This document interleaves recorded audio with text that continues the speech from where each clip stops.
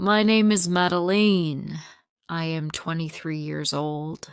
I live in a small town with my mother and father. I always dreamed of my wedding day. I dreamed of wearing a white dress, holding flowers, and walking with a smile. I met Gerald 3 years ago. He was kind, funny, and handsome. We met at a friend's birthday party. He said hello with a sweet smile. That smile stayed in my heart. After some time, he asked me to be his girlfriend. I said yes. We were so happy. We talked every day. We talked about our dreams, our future. We made plans. One day he asked me to marry him. I cried and said yes. It was the happiest day of my life. Now, my wedding day had finally come. My mother woke me up early. "Madeline, wake up, darling. Today is your big day," she said with tears in her eyes. I smiled and said, "Yes, Mother. I can't believe it's here." My friends came to help. They did my hair and makeup. My dress was white with little shiny pearls. I looked in the mirror. I felt like a princess. "Madeline, you look beautiful," my best friend, Eleanor, said. The house was full of people, relatives, friends, and neighbors. Some were laughing, some were crying. My father stood near the door watching me. "My little girl is getting married," he whispered. I ran and hugged him. "Don't cry, Father," I said. "I will always be your little girl." He nodded but didn't speak. Gerald's family was waiting. My heart began to beat fast. My phone rang. It was Gerald. "Are you okay?" I asked. He laughed. "Yes, I just wanted to hear your voice. I'll see you soon, my bride." I smiled. "I love you."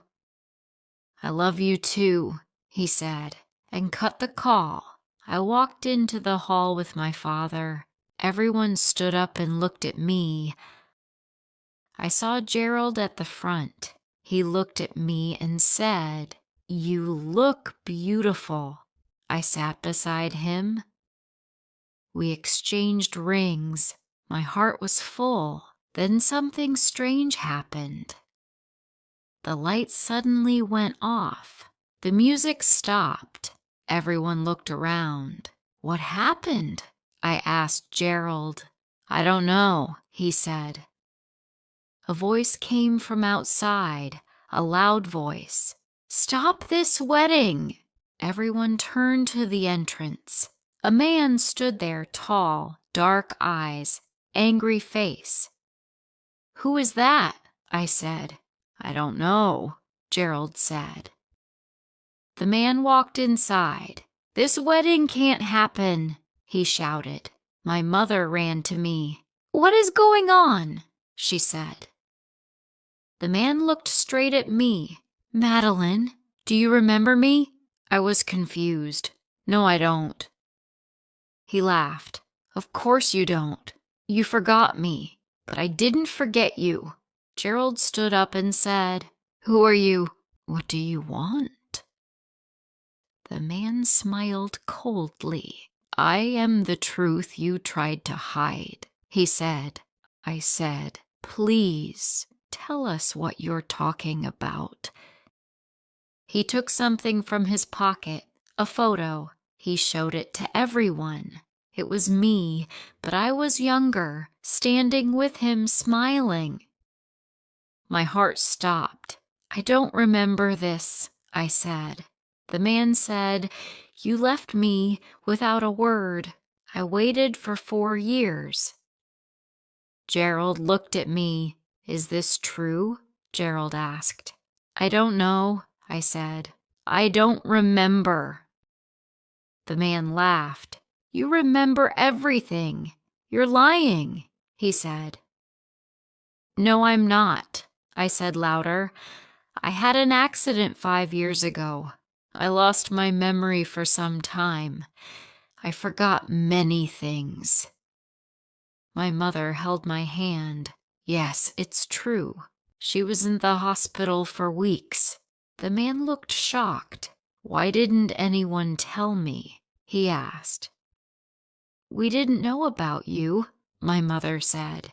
She never spoke of you. The man sat down. I waited all these years, he said. My heart broke. I'm sorry, I said. Gerald looked at the photo, then at me. Why didn't you tell me? He asked. I swear I didn't know. I don't remember anything, I cried. The man shook his head. You remember everything. You're lying. Gerald looked at the man. What is your name? He asked. Lucas, he said. I loved her. The room was quiet for a while. Then Gerald said, but she doesn't remember you and I love her now. Lucas looked at him. I understand, but I had to try. He stood up and walked out slowly. I began to cry. My heart was heavy and full of pain. Later that night, Gerald sat beside me. Do you still want to marry me? I asked, scared. He held my hand. Yes, because I love you for who you are now. I looked into his eyes. I knew his love was real. Still, I could not forget the pain on Lucas' face. Did I really love him? The night after the wedding stopped, I couldn't sleep. My mind was full of questions. Who was Lucas? Was he telling the truth? Why couldn't I remember anything about him? The next morning, my mother brought me tea. How are you feeling, Madeline? She asked. I don't know, I said. I feel like I hurt someone very badly. I know, she said, but it's not your fault. You lost your memory. I nodded, but my heart still felt heavy. That afternoon, a little boy came to my house. Are you Madeline? He asked. Yes, I said. This is for you, he said, and gave me a small bag. Lucas asked me to give this to you. Before I could ask anything, he ran away. I opened the bag. Inside there was a small book and a letter. I opened the letter and began to read. Dear Madeline, you may not remember me, but I remember everything. We met in college. You were reading a book the first time I saw you.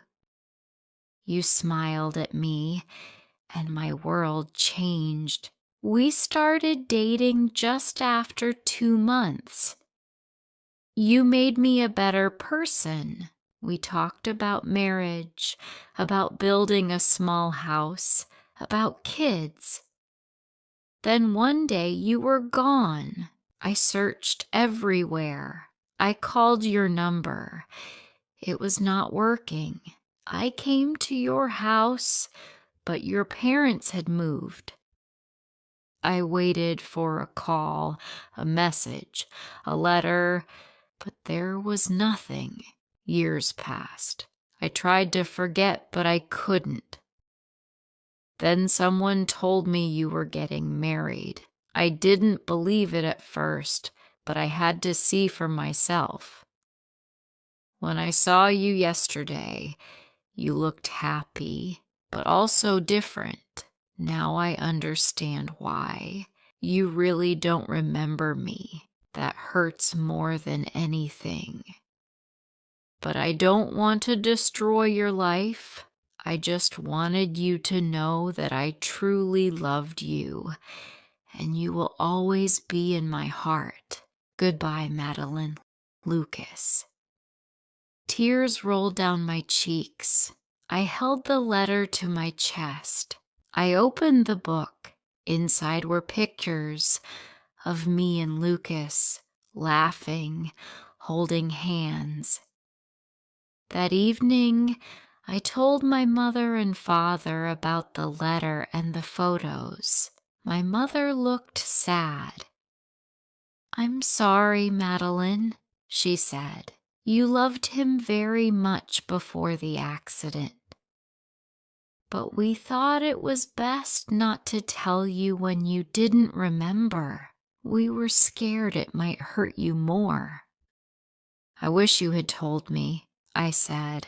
I sat with the book all night. I didn't know what to feel.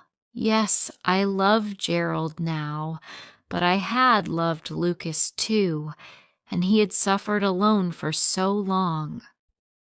The next morning, I made a decision. I asked Gerald to meet me. He came quickly. "Gerald," I said, holding his hands, "I love you. But I need to do something first.